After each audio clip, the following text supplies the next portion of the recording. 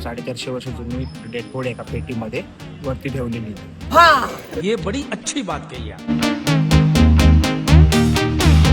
गमीला घेऊन जायचा रुको जरा सबर करो. इथे आम्हाला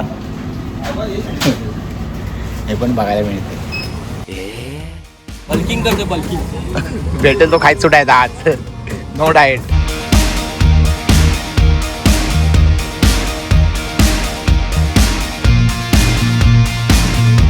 बॅगचं पण सांग आपण. नाही दोन सेम बॅग घेतलेले. सो वो अलग ही लेवल का बंदा था. सांगायचं जर तुम्हाला झालं ना तर आपल्या गोवाकडे तर गोपाळगड पण याच्यापेक्षा मोठा आहे. सो चला व्हिडिओला सुरुवात करूया. नमस्कार मित्रांनो, तर पुन्हा एकदा स्वागत आहे तुमचं आपल्या मराठी यूट्यूब चॅनलवरती. आज गोव्यातील दुसरा दिवस आहे आपला आणि आज गोव्यातील एक 4-5 ठिकाणं आपण काढणार आहोत.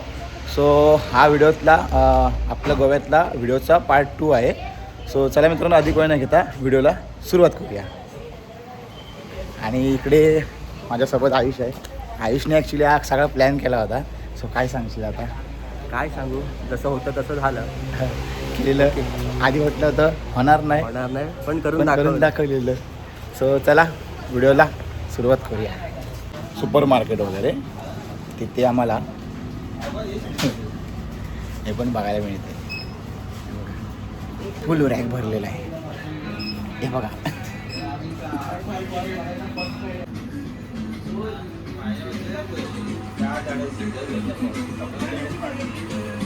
तर इकडे आमची ही माणसं आहेत सगळे. कुठे गळे? 3 मागे, 2 पुढे आणि 3 गाडीत. तर पहिला आपण चापोरा फोर्ट बघायला आलो आहे. सो गोव्याला तुम्ही येत आहे तर मग काय काय बघायला तुम्हाला मिळू शकतं. सो त्याबद्दलचा हा आपला व्लॉग असणार आहे. तर बघूया आता इथे एंट्री वगैरे काय कसं आहे, कारण का मला तर वाटते तिकीट वगैरे असणार आहे. तर ते पहिलं ते बघूया आणि नंतर मग तुम्हाला आतमधून चापोरा फोर्ट दाखवूया. हालत झाली पण तुम्हाला व्ह्यू दाखवतो. हा बघा कसला व्ह्यू आहे बघा.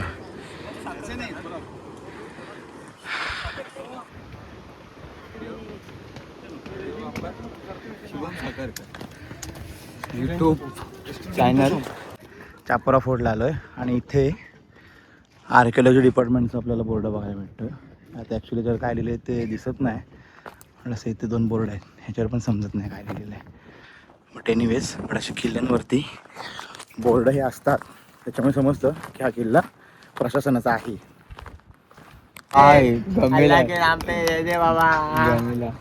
गमीला घेऊन जायचा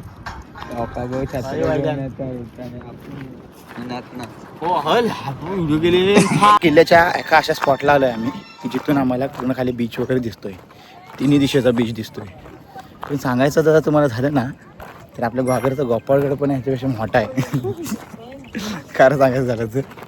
सो बघूया, थांबा दाखवतो पुढे जाऊन. सेम जर गोवागडला अंजनवेलला तुम्ही जर डॉल्फिन पॉईंट बघितला असेल तर सेम तसाच इथे पण आम्हाला डॉल्फिन पॉईंट दिसला आहे. हा बघा, हा बघा सेम डॉल्फिन पॉईंट. हा बघा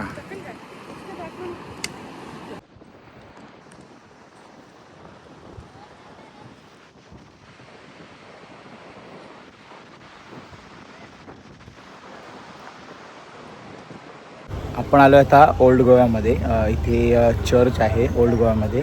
सो ते आता आपण बघायला आलो. चला बघूया आतमध्ये चर्चमध्ये काय बघायला भेटते की नाही आयडिया नाही, कारण की आपण सगळ्या स्पेशली काय माहिती वगैरे काढून तरी आलो नाही. बट आता जाऊया.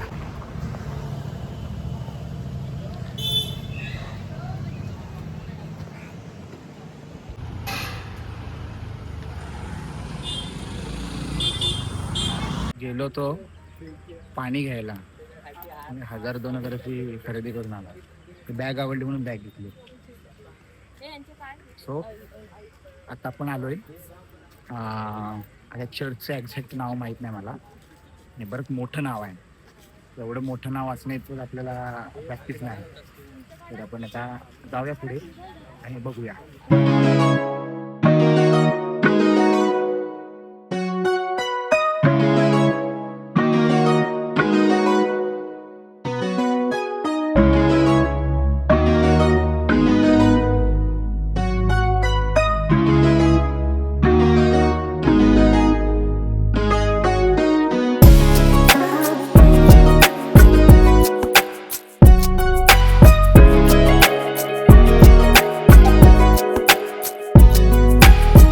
सो मित्रांनो, आता आम्ही चर्चमध्ये गेलो होतो.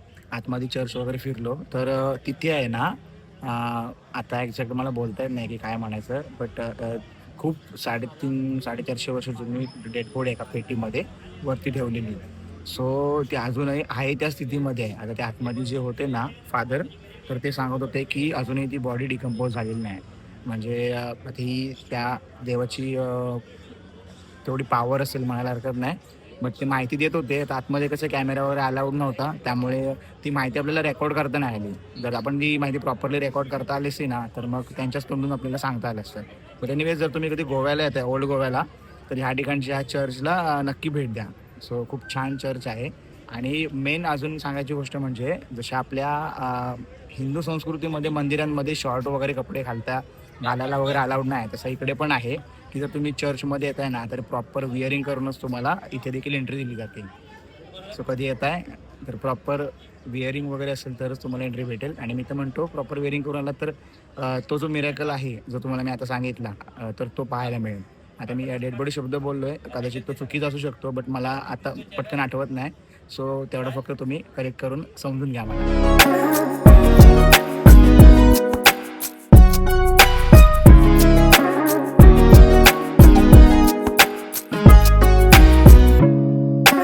आता ज्या आपण प्रॉपर्टीमध्ये उभे आहोत ना, तर ते जुनं चर्च आहे. आणि जे समोर चर्च आहे, तर ते आय थिंक नवीन चर्च आहे. तर बघूया, समोर पण जायचं प्लॅनिंग आहे. जाता आलं तर आपण समोर देखील जाऊ आणि इथून निघूया. आता मागे जे आपण पहिलं चर्च बघितलं ना, तर ते बॅसिलिका बॉम जीसस म्हणून चर्च होतं. आणि आत्ता जे आपण चर्च बघतोय ना, तर ते कॅथड्रल चर्च आहे. सो ते बघून झालंय. आता हे बघूया. हे आहे समोरचं चर्च. ओके, आता इथे आपल्याला काय काय बघायला भेटेल ना, त्याचा पूर्ण असं मॅप केलेला आहे. सो तुम्हाला तर मी वाचून दाखवत नाही, बट सो तुम्ही येताय तर प्रॉपरली इथे थांबा. सांगतोय सकाळी तरी पण ह्याला मी, हा लग्नातला वाटतोय. हाय कुठे मला गोव्याला आल्यास का जरा वाटायला नको.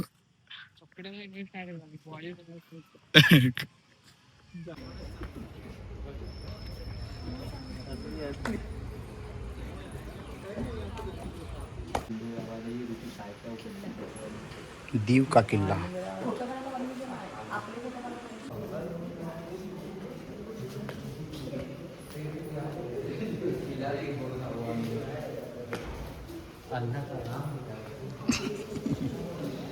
साला कौन सी भाषा है बे, कुछ समझ नहीं आ रहा.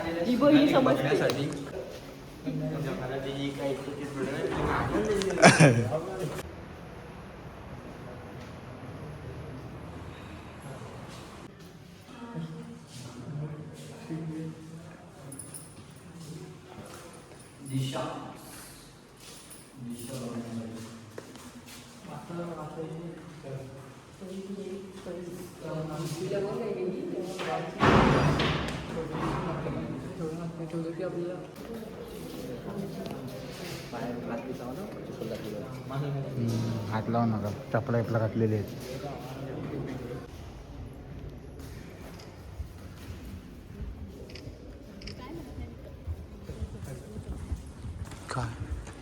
काय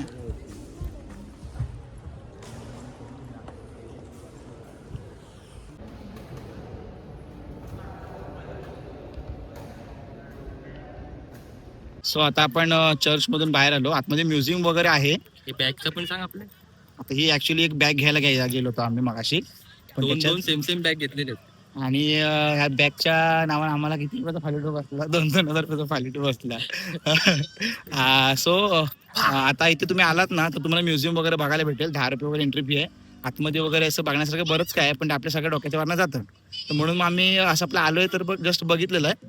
आता इकडे आहे ना, पेरा रोड म्हणून एक लोकेशन आहे. त्या लोकेशनला आहे ना, बऱ्याचशा रील्स वगैरे आम्ही बघितल्या होत्या. आता आम्हाला रील शूट करायचे काय काय. सो म्हणून मग आता आम्ही इथे आलोय. तर इथून थोडं पुढे आहे. पहिलं म्हटलं आधी काय नाश्ता वगैरे करून घेऊया, कारण का आम्हाला फिरायचे ना, तर आम्ही ना काय खाल्लं वगैरे नाही दुपारचं वगैरे. म्हटलं आता इथे काहीतरी खाऊया आणि नंतर मग पुढे जाऊया. मोर मित्रांनो, मोर बघा, बघा आपल्यासाठी रेअर आहे बघायला. इकडच्यांना काय ते रेअर नाही. बघा तसं बघायला गेलं तर बराच लांब आहे. साठी वाट बघताना हे बघा बल्किंग करतो बल्किंग. भेटेल तो खायच सुटायचा आज. No diet. आमचा खाऊन झालेला आहे आता तोंड दुखतो.